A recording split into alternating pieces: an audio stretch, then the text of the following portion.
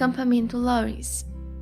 Beth era carteira oficial, já que estava sempre em casa e podia cuidar da caixa postal regularmente. Em pouco tempo, apegou-se à função diária de abrir a portinha e distribuir as correspondências. Certo dia de julho, entrou em casa com as mãos cheias e circulou pela casa deixando cartas e pacotes como uma profissional. "Aqui está seu buquê, mamãe. Laurie nunca se esquece", disse ela colocando o ramalhete no vaso que ficava no cantinho da mamãe e era abastecido pelo afetuoso rapaz. "Para a senhorita Meg March, uma carta e uma luva", continuou Beth, entregando os artigos à sua irmã, que estava sentada ao lado da mãe costurando punhos. "Como assim? Deixei um par de luvas lá e aqui só tem uma", disse Meg olhando para a luva de algodão cinza. "A outra não caiu no jardim?" "Tenho certeza de que não, pois só havia uma na caixinha." "Detesto essas luvas estranhas. Deixa pra lá. Depois acho a outra." "Minha carta é apenas a tradução de uma música em alemão que pedi. Acho que o Sr. Brooke foi quem a traduziu, pois esta não é a letra de Laurie." A senhora March olhou de relance para Meg, que estava muito bonita em seu roupão matinal, com seus cachinhos caindo sobre a testa. E tão feminina em sua pequena mesa de trabalho, cheia de rolinhos brancos arrumados, sem sequer imaginar o que passava na cabeça de sua mãe enquanto costurava. Cantava e ocupava os pensamentos com fantasias de menina, tão inocentes quanto os amores perfeitos em sua cintura. O que fez a senhora March sorrir e sentir-se satisfeita. 2 cartas para a doutora Joe, um livro e um chapéu velho e engraçado, que cobriu toda a caixa postal e estava pendurado para fora, disse Beth rindo enquanto entrava no escritório onde Joe escrevia. "Como Laurie é dissimulado! Eu disse que chapéus maiores deveriam estar na moda, porque queimo meu rosto quando o dia está muito quente, e ele disse, por que se preocupar com a moda? Use um chapéu grande e fique confortável." Eu respondi que usaria se tivesse um. Ele enviou este para me testar. Vou usar de brincadeira e mostrar a ele que não me importo com a moda. E pendurando o chapéu antigo em um busto de Platão, Joe leu as suas cartas. Uma era da sua mãe, que aqueceu seu rosto e lhe encheu os olhos, pois dizia: "Minha querida, escreva esta pequena carta para dizer-lhe com muita satisfação que percebi seus esforços para controlar seu temperamento. Você não diz nada sobre suas provações, fracassos ou sucessos, e eu acho que talvez ninguém os percebe mais do que o amigo, cuja ajuda você pede diariamente, considerando a capa desgastada do seu guia. Também tenho visto tudo e acredito de coração na sinceridade da sua resolução, que já começa a dar frutos. Continue, querida, com paciência e coragem, e acredite sempre que ninguém a ama com mais ternura do que eu, sua amada mãe." Isso me faz tão bem. Vale mais do que milhões em dinheiro e um monte de elogios. Oh, mamãe, eu tento. Vou continuar tentando e não vou me cansar, já que tenho você para me ajudar. Deitando a cabeça sobre os braços, Joe molhou o pequeno romance com algumas lágrimas de alegria, pois pensou que ninguém perceberia. Comunicava o que acontecia a toda a casa ao lado e animava o toalete das irmãs com notícias curtas e fresquinhas, obtidas da janela. Lá vai o homem com a barraca. Vejo a senhora Barker arrumando o almoço em uma grande cesta. Agora o Sr. Lawrence está olhando para o céu e para o catavento. Queria que ele também fosse. Lá está Laurie, parecendo um marinheiro, bom menino. Oh, misericórdia! Aí vem um carro cheio de gente. Uma senhora alta, uma garotinha e 2 meninos assustadores. Coitado, é coxo, usa muleta. Laurie não nos falou sobre isso. Apressem-se, meninas, está ficando tarde. Aquele ali é Ned Moffat, tenho certeza. Olha, Meg, esse não é o homem que a cumprimentou num dia quando estávamos fazendo compras? Ele mesmo. Que estranho ele ir, pensei que estivesse nas montanhas. Lá está Sally. Fico feliz que ela tenha voltado a tempo. Estou bem, Joe? Perguntou Meg entusiasmada. Parece uma margarida. Levante o vestido e deixe o chapéu reto. Fica meio bobo caído dessa maneira e vai voar no primeiro sopro de vento. Agora vamos. Oh, Joe, você não vai usar esse chapéu horrível, vai? É absurdo. Você não deve se vestir como um menino, protestou Meg enquanto Joe amarrava com uma fita vermelha o chapéu de palha antigo que Laurie lhe enviara como piada. Vou sim, pois é leve, grande e faz sombra. Vai ser engraçado e não ligo se pareço um menino, desde que eu esteja confortável. Com isso, Joe saiu do quarto e as meninas a seguiram, um belo grupinho de irmãs, todas com a sua melhor roupa de verão e com os rostos animados sob as abas dos chapéus. Laurie correu para encontrá-las e apresentá-las aos seus amigos da maneira mais cordial. O jardim foi a sala de recepção e durante vários minutos um animado episódio foi encenado ali. Meg estava satisfeita por ver a senhorita Kate. Embora esta tivesse 20 anos, vestida com uma simplicidade que as americanas fariam bem em imitar, e sentiu-se muito lisonjeada sempre que o Sr. Ned dizia estar ali especialmente para vê-la. Joe entendeu por que Laurie falava daquele jeito de Kate, pois aquela moça tinha um ar de não me toque que contrastava demais com o modo leve e jovial das outras meninas. Beth observou os novos meninos e decidiu que o coxo não era assustador, mas gentil e modesto, portanto seria amável com ele. Amy considerou Grace uma menina educada e alegre, e após encararem-se em silêncio durante alguns minutos, tornaram-se de repente boas amigas. As barracas, o almoço e os utensílios para o cricket foram enviados antecipadamente e logo em seguida o grupo embarcou. Os 2 barcos zarparam juntos, deixando o Sr. Lawrence na margem, acenando com o chapéu. Laurie e Joe remavam em um barco, o Sr. Brooke e Ned no outro, enquanto Fred Vaughan, o gêmeo desordeiro, fez o que pôde para perturbar ambos, remando em uma pequena canoa como se fosse um percevejo d'água. Todos ficaram gratos pelo chapéu engraçado de Joe, pois foi de grande utilidade. Ele quebrou o gelo no início, divertindo a todos. Produziu uma refrescante brisa, indo para frente e para trás enquanto ela remava, e serviria como uma excelente sombrinha caso chovesse, disse ela. A senhorita Kate concluiu que ela era meio estranha, mas inteligente, e sorriu de longe. Meg estava no outro barco, muito bem instalada, de frente para os remadores, que ao mesmo tempo em que admiravam a vista, manuseavam seus remos com incomum habilidade e destreza. O Sr. Brooke era um homem sério e quieto, com belos olhos castanhos e uma voz agradável. Meg gostava dos seus modos tranquilos e o considerava uma enciclopédia ambulante de conhecimentos úteis. Ele falava muito pouco com ela, mas a olhava bastante e ela tinha certeza de que não lhe tinha aversão. Ned, que estava na faculdade, evidentemente assumia ares que os calouros consideravam obrigatórios. Ele não era muito inteligente, mas tinha bom caráter e era uma ótima pessoa para um piquenique.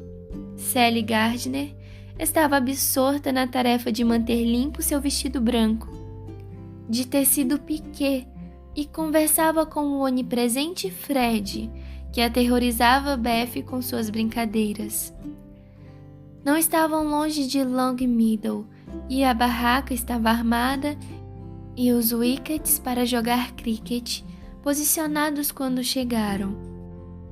Havia um belo campo verde, com 3 carvalhos distribuídos no meio e uma faixa lisa de grama para o cricket. Sejam bem-vindos ao acampamento Lawrence, disse o jovem anfitrião enquanto desembarcavam com exclamações de satisfação.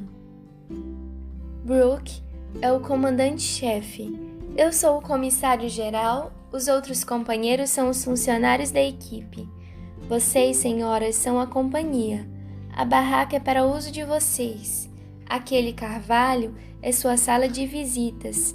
Este é o refeitório e o terceiro é a cozinha do acampamento. Agora, sugiro que joguemos antes que esquente e depois tratamos do almoço. Frank, Beth, Amy e Grace sentaram-se para assistir ao jogo do qual os outros 8 participariam. O Sr. Brooke escolheu Meg, Kate e Fred. Laurie ficou com Sally, Joe e Ned. Os ingleses jogaram bem, mas os americanos jogaram melhor e contestaram cada centímetro do campo com o afinco que o espírito de 1776 inspirava. Joe e Fred tiveram várias escaramuças e uma delas quase escalou para grosserias. Joe passara pelo último wicket e perdera o arremesso, o que a deixou bastante irritada. Fred estava logo atrás dela e a bola arremessada por ele ficou próxima dela. Ele deu uma batida que fez sua bola atingir a haste e parar por muito pouco do lado errado. Ninguém estava por perto e, aproximando-se para examinar, deu um peteleco na bola, passando-a para o lado correto. Consegui! Agora, senhorita Joe. Passei você, sou o primeiro, disse o jovem rapaz balançando seu taco para outro arremate. Você a empurrou, eu vi. É a minha vez agora, disse Joe com veemência. Dou minha palavra que não movi a bola. Ela rolou um pouco, talvez, mas isso é permitido. Então, abre espaço para que eu possa ver a estaca. Não trapaceamos nos Estados Unidos, mas você pode, se quiser, disse Joe furiosa. Yankees é que são trapaceiros. Todos sabem. Vá buscar, respondeu Fred golpeando a bola de Joe para longe. Joe abriu a boca para dizer algo rude, mas conteve-se a tempo.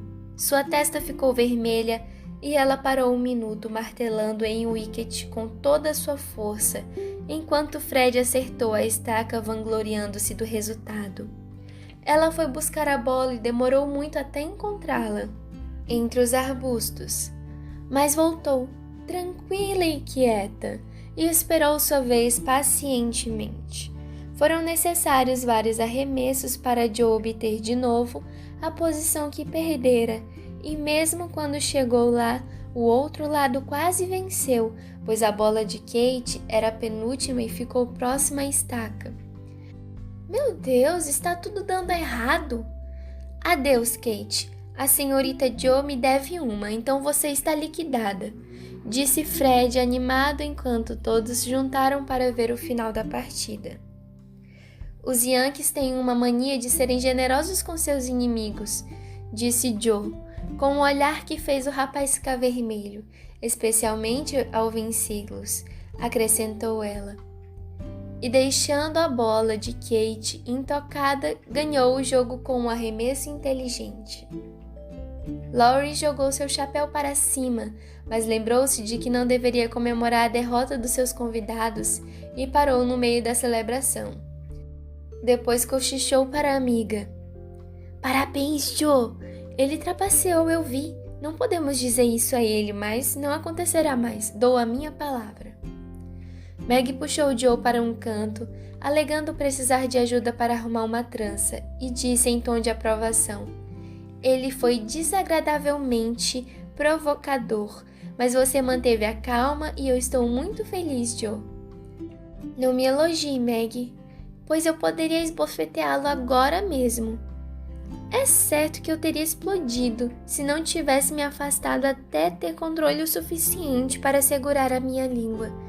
Estou fervendo agora, então espero que ele não cruze o meu caminho, respondeu Joe mordendo os lábios e olhando furiosa para Fred debaixo do seu chapelão. Hora do almoço, disse o Sr. Brooke, olhando o relógio.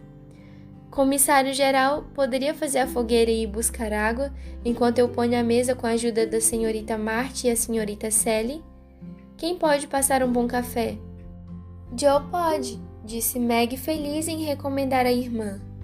E Joe, sentindo que suas mais recentes lições de culinária já rendiam frutos, foi supervisionar a cafeteira, enquanto as crianças coletavam gravetos secos e os rapazes faziam a fogueira. E buscavam água em uma fonte próxima. A senhorita Kate desenhava e Frank conversava com Beth, que estava fazendo pequenas esteiras de junco trançado que serviriam como bandejas. O comandante-chefe e suas assistentes logo espalharam pela toalha de mesa uma convidativa variedade de itens para comer e beber, muito bem decorada com folhas verdes. Joe anunciou que o café estava pronto e todos se acomodaram para uma agradável refeição, visto que a juventude raramente tem indigestão e o exercício abre o apetite. Foi um almoço bastante agradável, todos pareciam revigorados e alegres e frequentes gargalhadas assustavam um respeitável cavalo que comia ali por perto. Havia um descuido agradável na mesa, que produziu muitos contratempos aos copos e pratos. Bolotas de carvalho caíam no leite e formiguinhas pretas participavam do lanche sem serem convidadas e lagartas confusas desciam pelas árvores para ver o que estava acontecendo. 3 crianças louras espiavam sobre a cerca e um cachorro, como que os repreendendo, latia do outro lado do rio com toda a sua energia. Tem sal aqui, disse Laurie enquanto entregava a Joe um pires com frutas. Obrigada, prefiro aranhas, respondeu ela lidando com 2 delas, que rumavam para uma morte cremosa. Como se atreve a me lembrar daquele jantar horrível, sendo que o seu é tão bom em todos os sentidos, acrescentou Joe enquanto riam e comiam do mesmo prato, pois a louça não era suficiente para todos. Aquele dia foi excepcionalmente divertido e até agora não o superei. Isto aqui não pode ser creditado a mim, você sabe. Não fiz nada. Foi você, Meg e Brooke que organizaram tudo e sou muito grato a vocês. O que faremos quando não conseguirmos mais comer? Perguntou Laurie, sentindo que seu trunfo acabaria junto com o almoço. Brincar até começar a esfriar. Trouxe autos e ouso dizer que a senhorita Kate conhece alguma brincadeira nova e agradável. Vá lá e pergunte. Foi convidada por você, deveria ficar mais tempo com ela. Você não foi convidada também? Pensei que ela gostasse de Brooke, mas ele só quer saber de Meg.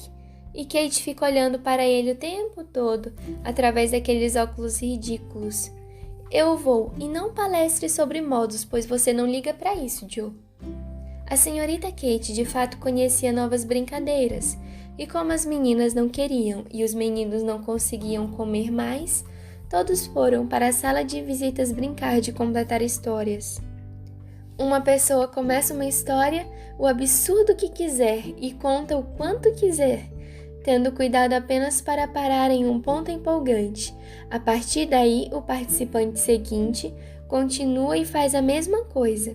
É muito divertido quando bem feito e cria uma mistura perfeita de tragédia e comédia. Comece, Sr. Brooke, por gentileza, disse Kate com um ar dominador de quem tratava o tutor com tanto respeito como a qualquer outro cavalheiro, o que deixou Meg surpresa.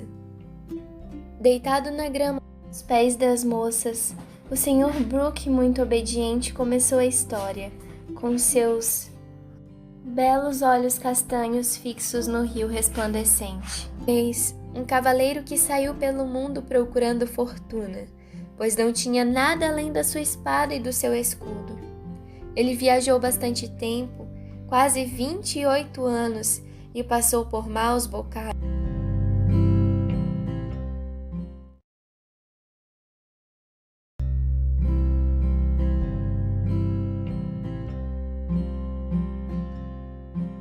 Era uma vez um cavaleiro que saiu pelo mundo procurando fortuna, pois não tinha nada além da sua espada e do seu escudo. Ele viajou bastante tempo, quase 28 anos, e passou por maus bocados, até chegar ao palácio de um bom e velho rei que ofereceu uma recompensa a qualquer um que domasse e treinasse um potro bom, porém feroz, do qual ele gostava muito. O cavaleiro aceitou o desafio e montou no animal devagar, mas com segurança, pois o potro era galante e logo aprendeu a amar seu novo mestre, embora fosse mesmo impetuoso e selvagem. Todos os dias, enquanto dava lições ao animal do rei, o cavaleiro cavalgava pela cidade e procurava por todo lugar um lindo rosto que vira muitas vezes em seus sonhos, mas nunca encontrara. Um dia, enquanto passava elegantemente por uma rua quieta, viu na janela de um castelo em ruínas o rosto amado. Encantado, perguntou quem morava naquele velho castelo e soube que várias princesas estavam aprisionadas lá por um feitiço. O cavaleiro passou o dia inteiro tentando juntar o dinheiro necessário para comprar a liberdade delas. Ele desejava intensamente libertá-las, mas era pobre e poderia apenas passar lá todos os dias para ver o doce rosto e desejar que um dia pudesse vê-lo brilhar à luz do sol. Por fim, resolveu entrar no castelo e perguntar como poderia ajudá-las. Bateu na porta, estava aberta, então ele viu uma moça arrebatadoramente linda que exclamou com um grito de êxtase. Finalmente, finalmente! Continuou Kate, que lia romances franceses e admirava o estilo. É ela! Disse o conde Gustave e ajoelhou-se aos pés da moça em um rompante de alegria. Levante-se, disse ela, estendendo a mão branca e fria. Nunca, até você me dizer como posso resgatá-la, jurou o cavaleiro ainda ajoelhado. Ai, ai, ai, meu cruel destino me condena a permanecer aqui até meu tirano ser destruído. Onde está o vilão? No salão violeta. Vá, coração valente, e salve-me desse desespero. Obedecerei e retornarei vitorioso ou morto. E com essas emocionantes palavras saiu apressado em direção à porta do salão violeta. Estava prestes a entrar quando recebeu uma pancada atordoante de um grande dicionário de grego, proferida por um velho vestido com uma bata negra, disse Ned. Em instantes, o senhor não sei o nome recuperou-se, jogou o tirano pela janela e voltou para a companhia da donzela vitorioso, mas com um galo em sua sobrancelha. A porta estava trancada, então rasgou as cortinas, fez uma escada com uma corda e desceu até a metade dela, a que a escada rompeu e ele caiu de cabeça no fosso de quase 20 metros. Como nadava muito bem, rodeou o castelo até chegar a uma pequena porta vigiada por 2 homens parrudos. Livrou-se deles, batendo a cabeça de um contra do outro, e depois, com uma demonstração mínima de sua prodigiosa força, derrubou a porta, subiu 2 degraus de pedra cobertos de poeira, de sapos enormes e de aranhas que lhe deixariam histérica, senhorita Marte. Após superar os degraus, deparou-se com uma visão que se lhe tirou o ar e lhe congelou o sangue. Uma figura alta, toda de branco, com um véu cobrindo o rosto e uma lâmpada em sua mão esquelética, continuou Maggie. Ela acenou e deslizou sem emitir qualquer ruído à sua frente por um corredor escuro e frio como um túmulo. Efígies obscuras vestidas em armaduras o cercavam.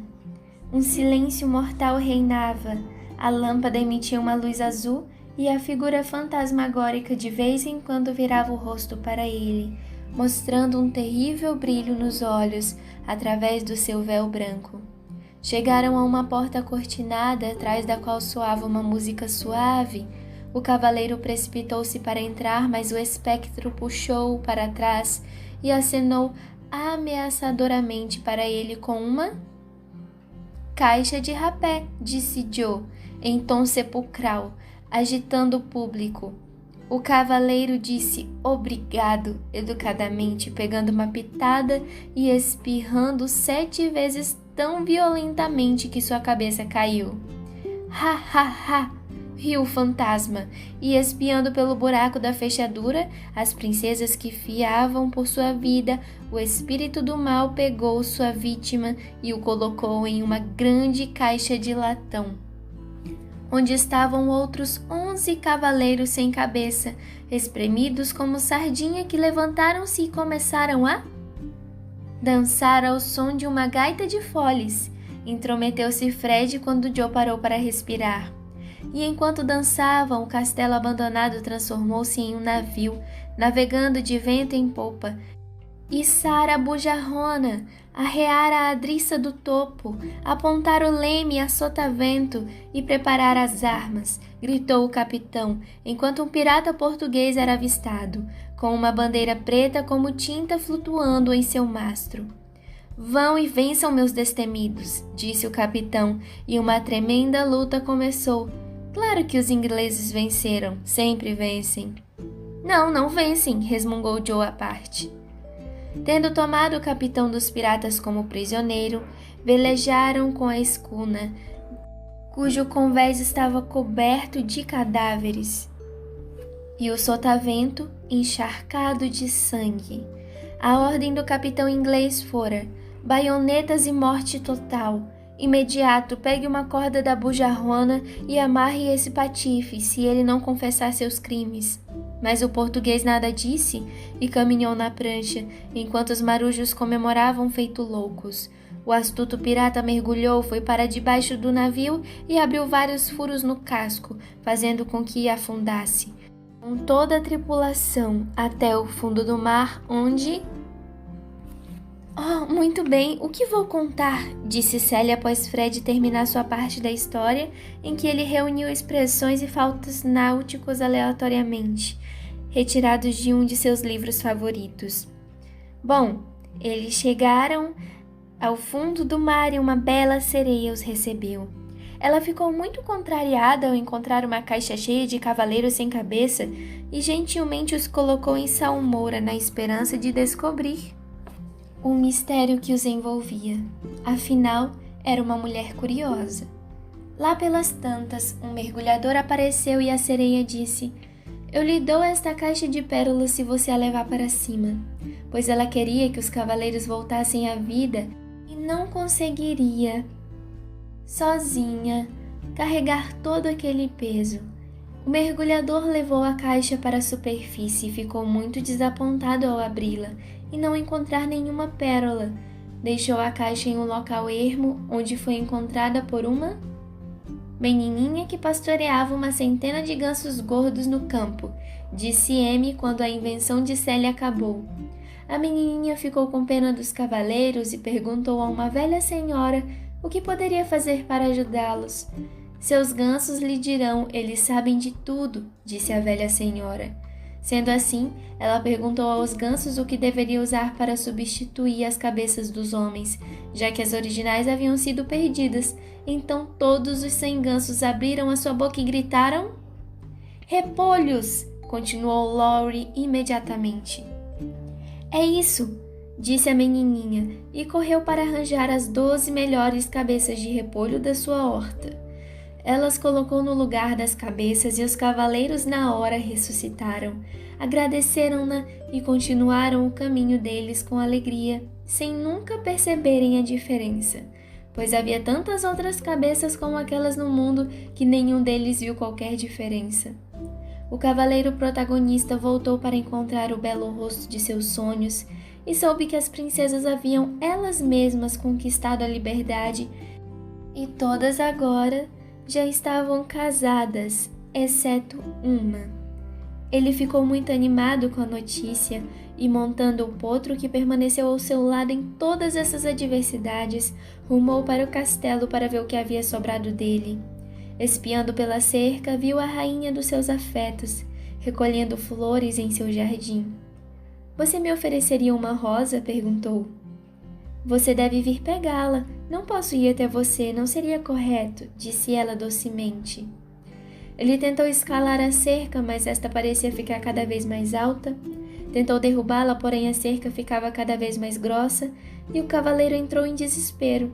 Então, pacientemente, quebrou estaca por estaca até conseguir fazer um pequeno buraco através do qual podia olhar e disse, em tom de súplica: Deixe-me entrar, deixe-me entrar.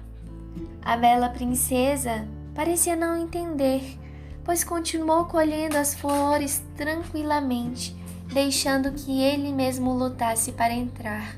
Se ele conseguiu ou não, Frank dirá a vocês. Não posso, não estou na brincadeira, nunca brinco, disse Frank, desolado com o dilema sentimental do qual ele deveria resgatar o desafortunado casal. Beth escondera-se atrás de Joe e Grace estava dormindo. Então o pobre cavaleiro acaba abandonado junto à cerca, é isso? Perguntou o Sr. Brooke, ainda observando o rio e brincando com a rosa selvagem em sua botoeira. Acho que a princesa lhe deu um buquê e abriu o portão um pouco depois, disse Laurie rindo enquanto jogava bolotas de carvalho em seu tutor. Ora, mas que história mais sem sentido criamos! Com prática, poderíamos criar algo bem mais interessante. Vocês conhecem verdade? Espero que sim, disse Meg soberba. Quis dizer o jogo. Como é? Perguntou Fred. Sorteamos um número e a pessoa referente ao número sorteado terá que responder com sinceridade a qualquer pergunta feita pelos outros. É muito divertido.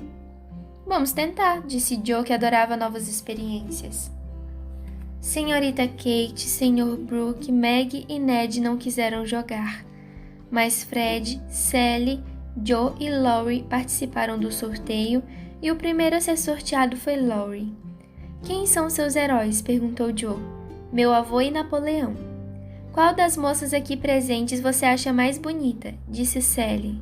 Margaret. De qual delas você gosta mais? Perguntou Fred. Joe, óbvio. Que perguntas bobas vocês fizeram?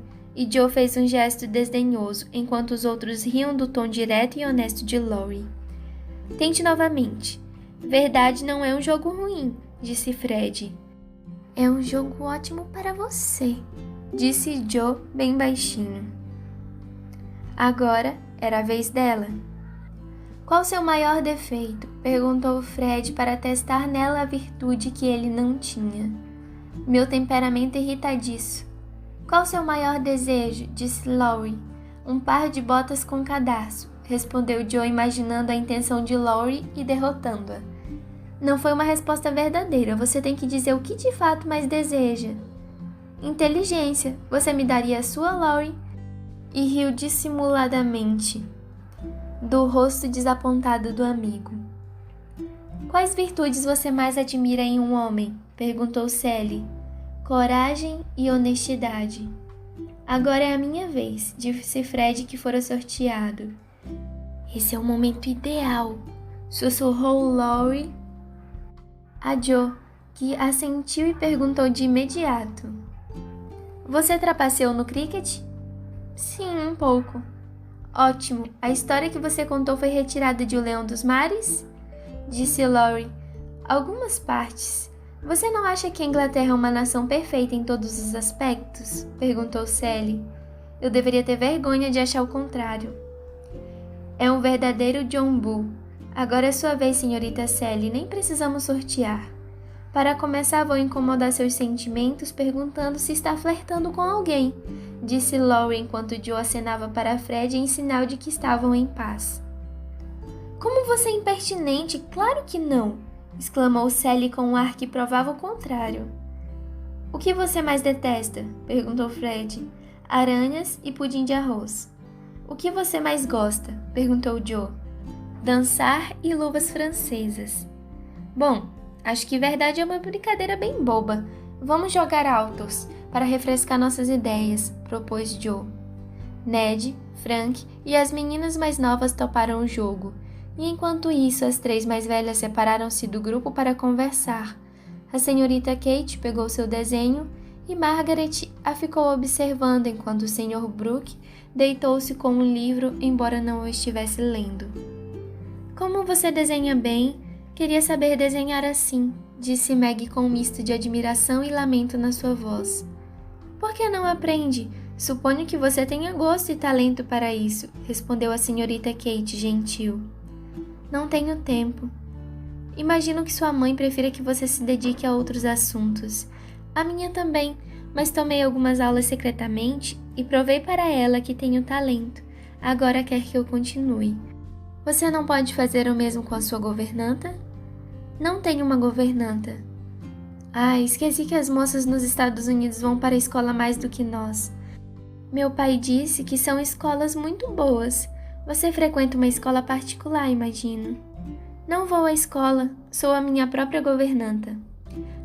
Claro, disse a senhorita Kate, embora fosse o mesmo de ter dito. Meu Deus, que horrível! Pois seu tom de voz revelava isso, e algo em seu semblante fez com que Meg corasse desejado não ter sido tão sincera. O Sr. Brooke olhou para cima e disse rapidamente: as moças aqui nos Estados Unidos adoram a independência, assim como seus ancestrais, e são admiradas e respeitadas por se sustentarem. Sim, claro. É muito bom e adequado que façam isso. Temos muitas jovens respeitáveis e dignas que fazem o mesmo e são empregadas pela nobreza, porque, sendo filha de cavalheiros, são bem educadas e talentosas, você sabe, disse a senhorita Kate com um tom paternalista que feriu o orgulho de Meg e fez com que seu trabalho parecesse não só ainda mais desagradável, como degradante. Gostou da música alemã, senhorita March? Perguntou o Sr. Brooke, quebrando um incômodo silêncio. Sim, era muito bonita e sou muito grata a quem a traduzir para mim. E o rosto abatido de Meg brilhou enquanto falava. Não sabe alemão? Perguntou a senhorita Kate com uma expressão de surpresa. Não muito. Meu pai que me ensinava está longe e não consigo aprender tão rápido sozinha, pois não tenho quem corrija a minha pronúncia. Tente um pouco agora. Temos aqui Maria Stuart de Tiller e um tutor que ama ensinar. E o Sr. Brooke pousou seu livro no colo dela com um sorriso convidativo. É tão difícil que tenho receio de tentar, disse Meg, grata, mas inibida com a presença de uma jovem tão capacitada ao seu lado. Vou ler um pouco para encorajá-la. A senhorita Kate leu uma das passagens mais bonitas de maneira bem correta, mas totalmente sem expressão. O Sr. Brooke não fez qualquer comentário quando entregou o livro a Meg, que disse inocente: pensei que fosse poesia. E em parte. Experimente ler essa passagem. Havia um sorriso curioso no rosto do Sr. Brooke ao abrir o livro no trecho do lamento da pobre Maria. Obediente, Meg seguiu a longa folha de capim que seu novo tutor usou para apontar o trecho e leu de forma lenta e tímida, poetizando inconscientemente as palavras difíceis com a entonação suave de sua voz musical. A guia verde desceu pela página e naquele momento, esquecendo-se sua ouvinte graças à beleza daquela cena triste, Meg leu como se estivesse sozinha, dando um pequeno toque trágico às palavras da desafortunada rainha. Se tivesse percebido os olhos castanhos a observando, teria parado logo, mas não olhou para cima e a lição não foi arruinada. Muito bom mesmo, disse o Sr. Brooke quando ela parou, ignorando seus inúmeros erros e parecendo gostar realmente de ensinar. A senhorita Kate colocou seus óculos e, observando o pequeno quadro à sua frente, fechou seu caderno de desenhos, dizendo com um ar superior: Você tem um belo sotaque e com o tempo será uma ótima leitora. Eu a aconselho a aprender, pois o alemão é um valioso recurso para professores. Preciso cuidar de Grace, que está ali brincando. E saiu dando de ombros, acrescentando para si mesma: Não vim para acompanhar uma governanta, embora seja jovem e bela. Como são estranhos esses Yankees, tenho medo que o Laurie se corrompa no meio deles. Esqueci que os ingleses desprezam as governantas e não as tratam como nós as tratamos, disse Meg olhando para a figura que saía com uma expressão irritada. Tutores passam maus bocados por lá. Digo por experiência própria. Os Estados Unidos são o melhor lugar para os trabalhadores, senhorita Margaret. E o Sr. Brooke parecia tão contente e animado que Meg ficou com vergonha de lamentar por sua situação. Fico feliz por viver aqui sendo assim. Não gosto do meu trabalho, mas fico muito satisfeita no fim das contas, por isso não vou mais reclamar. Só queria gostar de ensinar como você. Acho que você iria gostar se tivesse Laurie como aprendiz. Vou lamentar muito não ser mais seu tutor a partir do ano que vem, disse o Sr. Brooke enquanto fazia buracos no gramado. Ele vai para a faculdade, suponho. Os lábios de Meg fizeram uma pergunta, mas seus olhos acrescentaram. E o que será de você? Sim, já está na hora dele ir, pois está pronto. Assim que ele partir, devo me tornar um soldado. Sou necessário. Fico feliz em ouvir isso, exclamou Meg. Sou da opinião de que todo jovem deveria se alistar, embora seja difícil para as mães e as irmãs que ficam em casa. Ela acrescentou triste. Não tenho mãe nem irmã, e são poucos meus amigos que se importam se estou vivo ou morto, disse o Sr. Brooke com amargura, enquanto colocava uma rosa morta em um dos buracos que fez, como se fosse uma pequena sepultura. Laurie e seu avô se importam muito, e nós ficaríamos muito tristes se algo ruim acontecesse com você, disse Meg amavelmente. Obrigado, é bom ouvir isso, começou o Sr. Brooke, parecendo contente de novo, mas, antes que pudesse encerrar seu discurso, Ned, montado no velho cavalo, veio vagarosamente exibir seus dotes equestres perante as jovens damas, e a partir daí a tranquilidade do dia acabou. Você gosta de cavalgar? Grace perguntou a Amy enquanto descansavam após uma corrida ao redor do campo com os outros, liderada por Ned. Adoro! Minha irmã Meg costumava cavalgar quando o papai era rico, mas não temos mais cavalos agora, a não ser Ellen, acrescentou Amy rindo. Quem é Ellen? É uma burra? Perguntou Grace com curiosidade. Veja, Joe é louca por cavalos assim como eu, mas temos apenas uma sela velha e nenhum cavalo. No nosso jardim há uma macieira com um galho baixo, então Joe colocou a sela nele, amarrou as rédeas na parte em que ele sobe e nós cavalgamos a árvore Ellen sempre que desejamos. Que engraçado, riu Grace. Tenho um pequeno pônei em casa e cavalgo todo dia no parque com Fred e Kate. É muito bom, pois meus amigos também vão, e o hall fica repleto de moças e rapazes. Nossa, que interessante! Espero viajar para o exterior um dia, mas prefiro ir a Roma do que para Hall, disse Amy, que não tinha a menor ideia do que era o Hall e jamais perguntaria. Frank, sentado logo atrás das meninas, ouviu o que estavam dizendo e afastou sua muleta para longe, com um gesto de impaciência ao ver os rapazes ativos fazendo todo tipo de acrobacias engraçadas. Beth, que estava recolhendo as cartas espalhadas de autos, olhou para cima e disse do seu jeito tímido, mas amigável. Acho que você está cansado. Há algo que eu possa fazer por você? Fale comigo, por favor. É chato ficar aqui sentado sozinho, respondeu Frank, que evidentemente estava acostumado a ser muito mimado em casa.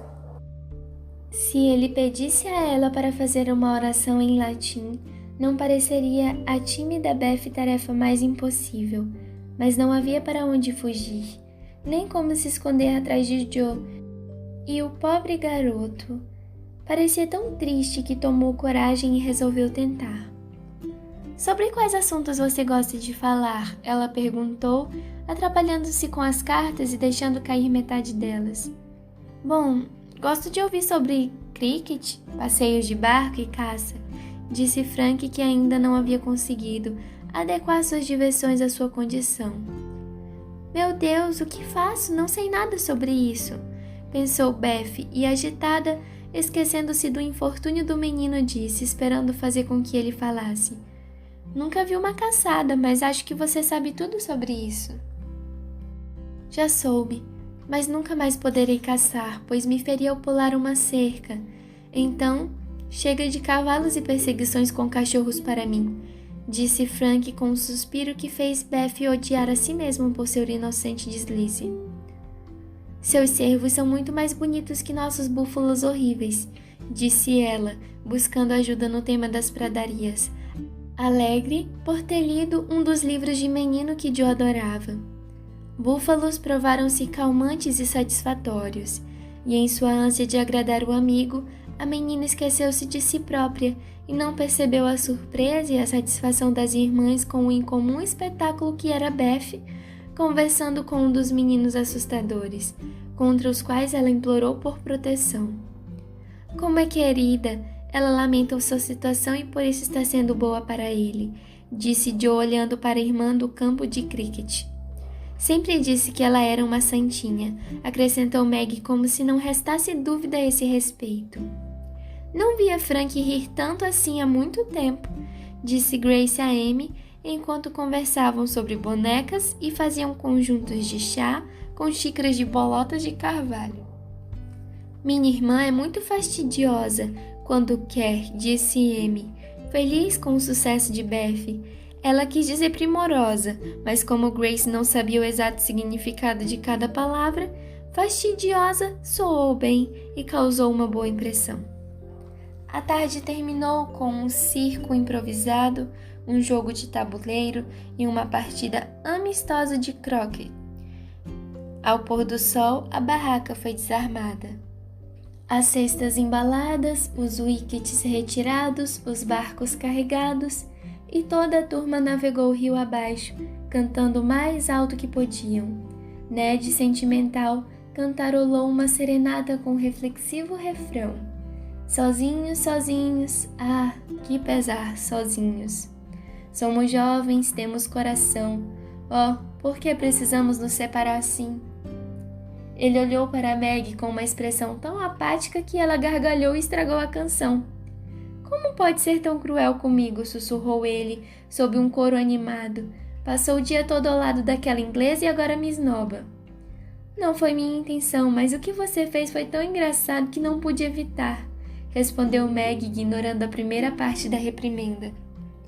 Pois era bem verdade que ela o havia evitado, lembrando-se da festa dos Moffat e a conversa que tiveram em seguida. Ned ficou ofendido, virou-se para Célia procurando consolo e disse a ela com irritação: aquela moça não faz ideia do que é um flerte, não é? Nem um pouco, mas ela é muito agradável, respondeu Célia defendendo a amiga mesmo ao revelar suas falhas. De qualquer forma, não é um cervo ferido, disse Ned tentando parecer inteligente e conseguindo, como é de costume quando se trata de jovens cavalheiros. No mesmo gramado onde se encontraram pela manhã, a pequena turma se separou com mensagens cordiais de boa noite e despedidas, pois os Vaughan estavam de partida para o Canadá. As 4 irmãs foram para casa e, ao atravessarem o jardim, a senhorita Kate olhou na direção delas e disse, sem o tom condescendente na voz: apesar dos seus modos exibicionistas, as americanas são muito agradáveis quando as conhecemos bem. Não poderia concordar mais, disse o Sr. Brooke.